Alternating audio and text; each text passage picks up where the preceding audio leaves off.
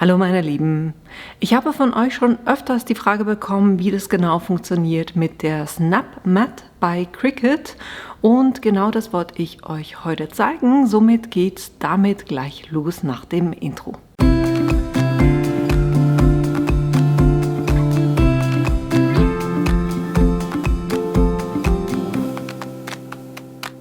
Meine Reste-Box oder mein Reste-Ordner quillt komplett über. Das ist auch der Grund, warum ich euch im Moment so viele Resteverwertungen zeige. Und ich dachte mir, das machen wir eben auch heute. Und zwar eben mit der Snap Mat. Jetzt gucke ich hier kurz, dass ich meinen Color Guide rausbekomme. Ich habe hier schon ein Design vorbereitet und da brauche ich zwei Sachen. Und zwar habe ich hier auf der einen Seite habe ich so ein helles Beige, ein dunkles Beige, schwarz für die Blume und hier oben noch so ein Grün. Und das andere, da brauche ich weiß, da brauche ich ein Türkis, ein Pink und sowas Gelbliches. Das sind die beiden Designs, die ich machen will. Und das will ich hier so auf Tüten drauf machen. Gucken wir kurz, wie groß die sind. Da haben wir in etwa, ich würde das Design nicht größer als 10 cm machen. Eigentlich 9, ne? Nicht größer als 9. Ich würde so sagen 9,9. Gucken wir kurz, wie groß das ist. Das ist 8 mal 9,77. Dann gehen wir noch ein bisschen kleiner hier. Das heißt hier auf 9. Und hier drüben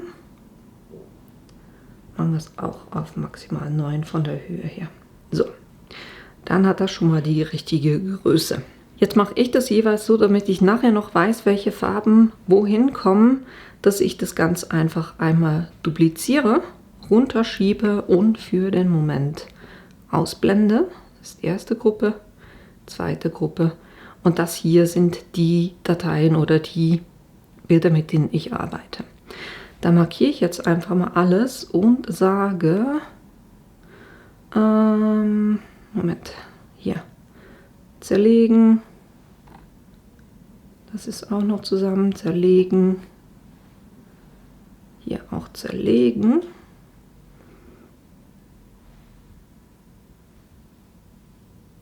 Kontrolliere noch kurz, dass ich alle eben habe. Ja, wunderbar. Und jetzt kann ich quasi durch meine Resten durchgehen und gucken, wie große Stücke ich hier jeweils brauche von den Elementen. Das heißt, ich kann hier den Hasen zum Beispiel nehmen, das Herz hier dazugeben. Ich mache es mal so, einfach so Platz sparen wie möglich das Ganze zu platzieren, damit ich so ein bisschen sehe, wie groß die einzelnen Teile ungefähr sein müssen.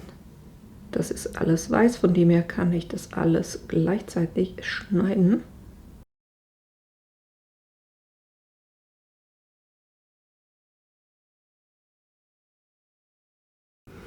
So, und jetzt suche ich mir, nee, das muss noch separat kommen. So, und jetzt suche ich mir jeweils von den Größen, die ich hier habe, suche ich mir die Folie raus. Und mir hilft es jeweils, wenn ich mir hier die Farbpalette angucke, weil ich weiß, ich habe von jeder Farbe Folie. Ne, weil diese sind die Folien, die ich hauptsächlich verwende. Deshalb habe ich da auch alle Farben. Und jetzt kann ich so ein bisschen vergleichen, was ich da denn haben möchte. So, ich konnte mich tatsächlich entscheiden. Und zwar habe ich hier oben für die Blume habe ich das Ballerina Pink. Dann habe ich für die andere Farbe habe ich hier, was war das? Das war Perlmutt. Dann habe ich für diesen Fleck hier habe ich Türkis und natürlich das Schwarz für die Blume. Und unten habe ich für den ersten Hasen das Gelb. Dann habe ich in der Mitte das Ozeanblau und hier ganz drüben habe ich Hibiskus und dann natürlich Weiß für den Spruch. Das sind die Sachen. Jetzt habe ich die Sachen noch so nah zueinander gebracht, wie ich kann. Also die hier nicht, die werde ich so lassen, weil das hilft mir dann beim Platzieren. Aber hier bei den Hasen und da sage ich jetzt einfach mal verbinden. damit die dann auch schön zusammenliegen. Und hier beim Weiß hat man auch eine ganze Gruppe. Und die beiden hier auch noch.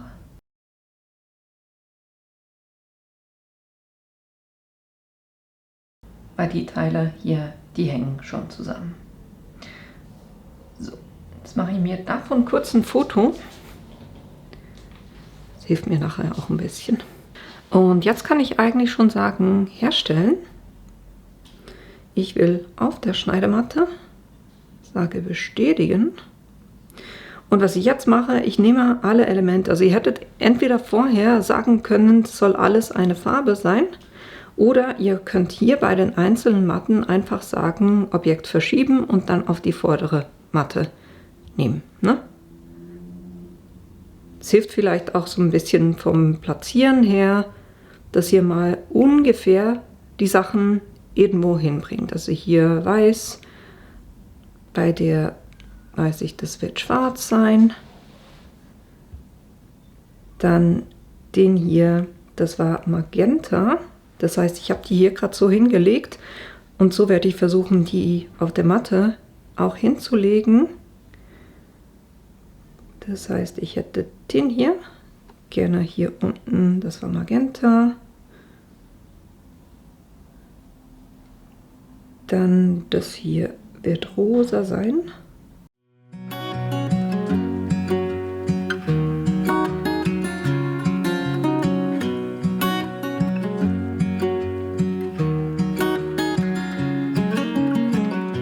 What's it like to be the one that he turns to when he's out of answers? What's it like to be the one that he comes to when he wants to dance? Und ihr seht jetzt auch auf dem Tisch, ich habe es auch so hingelegt. Ne? Das ist meine schwarze Blume. Hier wird das Türkis sein, hier weiß, rosa, das Pearl, gelb, Türkis und Magenta. Dass ich es ungefähr habe und die anderen Matten sollten jetzt eigentlich alle leer sein. Ne? Da sollte nirgendwo mehr was drauf sein. Wie gesagt, ihr könnt es auch einfacher machen, dass ihr ganz am Anfang einfach sagt, alles, also allem dieselbe Farbe gebt und dann könnt ihr das einfach dann auf der Matte platzieren. Mir hilft es jeweils, weil ich jetzt gerade sehr viele Farben habe, dass ich weiß, okay, wenn ich es verschiebe, das ist jetzt im Moment gerade mein Magenta. Hilft mir ein bisschen, aber ihr macht das so, wie das euch am einfachsten geht. Jetzt muss ich natürlich, weil das Aufbügelfolie ist, das Ganze auch noch spiegeln. Aber die Sachen sind immer noch ungefähr am gleichen Ort. Und dann kann ich schon mal in etwa die Folien dahin legen, wo ich schneiden will. Das heißt, ich platziere jetzt extra nicht ganz in der Ecke oder orientiere mich am Raster, sondern ich mache das jetzt einfach wirklich freihand, lege ich die Sachen hier auf die Matte drauf. Natürlich sollte die glänzige Seite nach unten liegen. Dann haben wir noch eins und dann haben wir die 3 kleinen hier unten.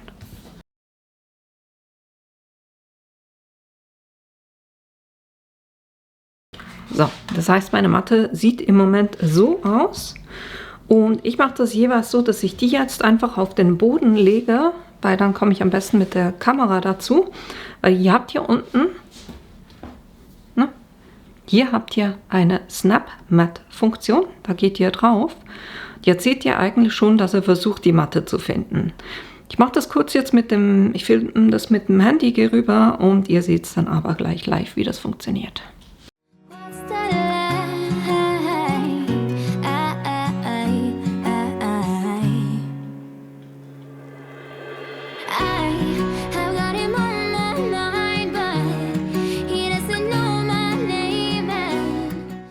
Und wenn er das dann gefunden hat, dann könnt ihr Sachen verwenden. Und jetzt könnt ihr eure Sachen auf der Matte da platzieren, wo ihr eben auf Folie habt. Ne? Hier passt. Das passt auch. Hier muss ich ein bisschen das Ganze ein bisschen drehen.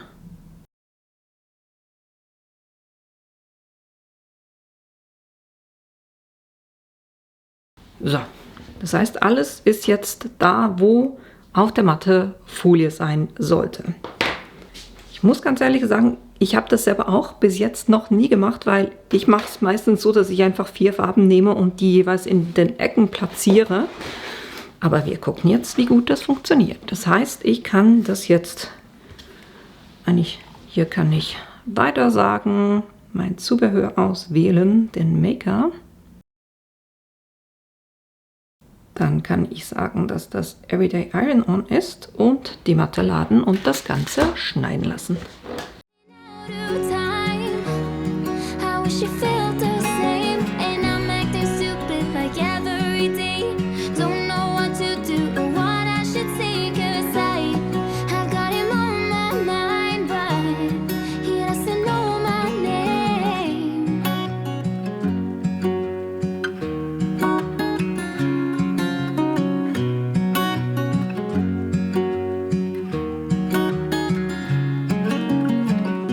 What's it like to hold his hand when he tells you that you're all he wants? And it's midnight, oh, I'm thinking about him. Dann können wir das Ganze auch runternehmen und mal gucken, wie gut das funktioniert hat. Was ich ein bisschen komisch fand, war, dass er hat hier einzeln geschnitten beim Weißen, dann ist er wieder hier rüber, dann wieder hier rüber. Und dadurch hat er auch immer wieder Zeit verloren. Aber, naja.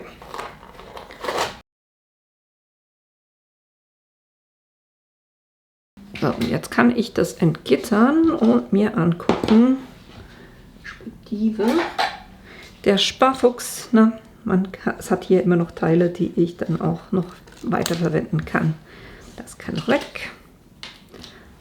Da übertragen wir es jetzt nicht. Da haben wir durchaus ein Teil, was man noch verwenden kann. Gerade schwarz, was ich viel verwende. Und auch beim Weißen haben wir hier noch. War jetzt vielleicht ein bisschen übertrieben. Naja, gut. Jetzt nehmen wir zuerst mal die Hasensachen.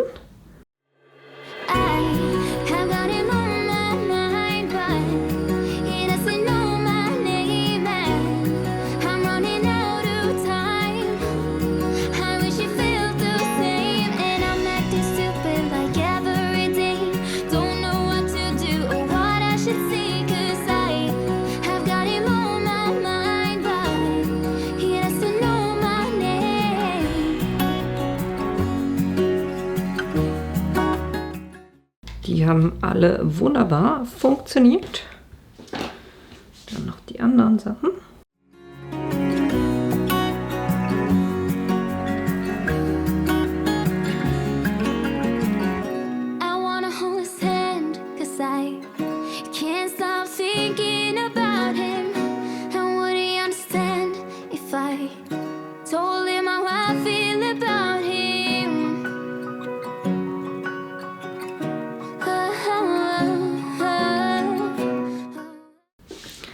Das hat alles bis auf eines funktioniert. Da ich hier aber eine organische Form habe, mache ich das jetzt einfach so, dass ich hier gucke, dass ich nicht eine harte Kante habe. Schneide das einfach mit der Schere noch so ein bisschen in diese Rundung rein. Ganz im Sinne von, was nicht passt, wird passend gemacht. So, dann merkt das kein Mensch mehr. Ist natürlich doof, wenn ihr was habt, was passen muss, dann müsstet ihr das nochmal schneiden oder nicht ganz so euphorisch kleine Teile zurechtschneiden, ne? Je nachdem. So, dann kann ich das Ganze eigentlich noch auf meine Taschen bringen. Ich habe hier kurz noch die Herzen und die Bommel abgeschnitten, damit ich die dann auch separat auftragen kann, da wo es hingehört. Ihr habt das Piepsen schon gehört, die Mini Heat Press ist auch schon am Aufwärmen und ist schon aufgewärmt. Jetzt muss ich aber noch kurz hier die Taschen von Fusseln entfernen und die noch kurz vorpressen. Einfach damit da die Restfeuchtigkeit rausgeht. Und jetzt nehme ich eben das Bild nebendran, damit ich sehe, wo ich die Sachen platzieren muss. Das heißt, hier haben wir frohe Ostern, irgendwo hier unten. Dann hatten wir, den Bommel nehme ich kurz weg, das Herz nehme ich auch weg.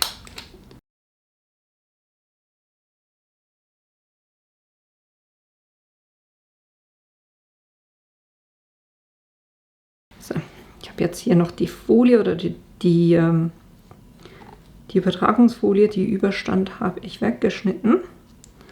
Jetzt gucken wir mal, wie wir das platzieren wollen.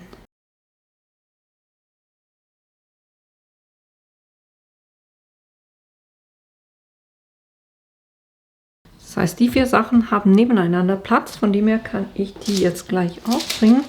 Und ich gehe da auch nicht, also ich bin auf der mittleren Stufe, ich gehe da nicht die volle Zeit drauf, sondern einfach so viel, dass ich die Übertragungsfolie ablösen kann. Gucken, ob das schon funktioniert.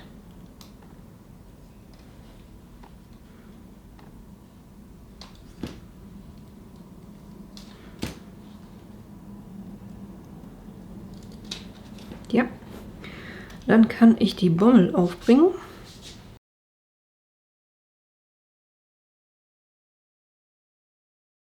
Und hier unten noch die Herzen.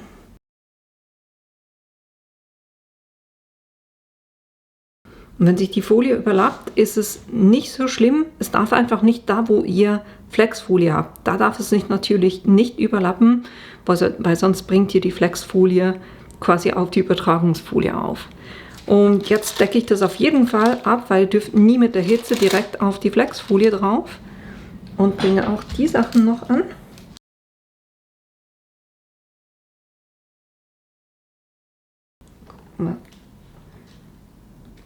Und in der Regel gehe ich da auch nicht die volle Zeit drauf, weil man sieht jetzt die Ränder von der Übertragungsfolie auf der anderen Flexfolie, die sieht man so ein bisschen. Nee, seht ihr nicht, aber hier im Gelb zum Beispiel, also überall da, wo die Übertragungsfolie über die Flexfolie ging, das sieht man jetzt, und dadurch, dass ich erst jetzt mit der vollen Hitze drauf gehe, kann ich das wieder wegmachen oder glätten quasi. So, dann haben wir doch hier schon richtig süß unser kleines Täschchen. Und genau dasselbe Prinzip mache ich jetzt mit dem zweiten.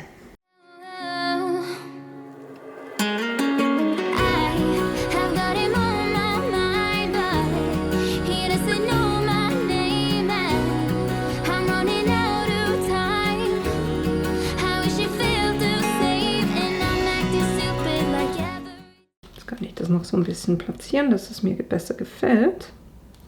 Ich würde sagen, so passt das für mich.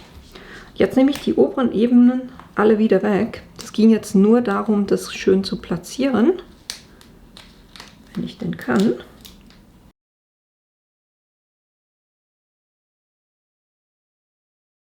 So, das erste, was ich jetzt aufbringe, ist hier das Rosa.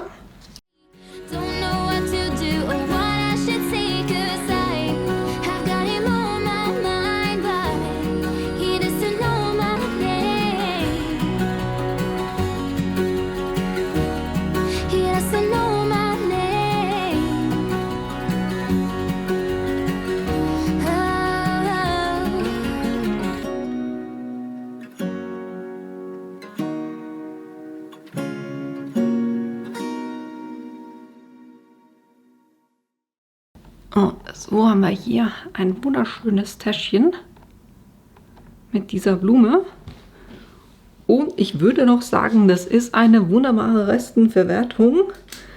Und ich habe wieder ein paar Schnipsel weniger in meinem Ordner drin. Insgesamt muss ich sagen, die Snap Mat Funktion, es hat bei mir ein bisschen gedauert, bis ich den richtigen Winkel gefunden habe und das wirklich so einmitten konnte, dass er das wirklich auch erkannt hat. Ich finde es ein bisschen einfacher, wenn ich einfach auf der Matte an allen 4 Ecken die Folie platziere und das dann das Motiv auch da platziere. Finde ich ein bisschen einfacher, oder für die, die den Brother haben, der ja wirklich eine Scan-Funktion hat, wo man die Matte scannen kann und dann die Folie oder die Motive entsprechend da platzieren kann, wo die Folie ist. Also so, ne? Also man kann es machen, es funktioniert und ihr müsst halt einfach gucken, dass ihr das an einem Ort macht, wo ihr eben das gut auch erfassen könnt und dass das vor allem auch genug Licht da hat, damit er das auch erkennt. Aber per se, ne, es funktioniert. Ich finde es nicht das Einfachste, also die schnellste Variante mit dem ganzen Umplatzieren auf der Matte und all dem. Von dem her, ich habe es euch gezeigt, ne, es funktioniert. Aber ich glaube, ich für mich bleibe bei der Variante, dass ich die Motive einfach an allen 4 Ecken der Matte platziere. Das war aber auch schon alles, was ich euch heute zeigen wollte. Ich hoffe, das war hilfreich für euch und beantwortet die Fragen, die ihr hattet zu dieser Snap-Matte-Funktion. Ja, dass ich euch in einem meiner nächsten Videos wiedersehe und ich wünsche euch noch einen schönen Sonntag. Bis bald! Hold his hand, 'cause I can't stop thinking about him.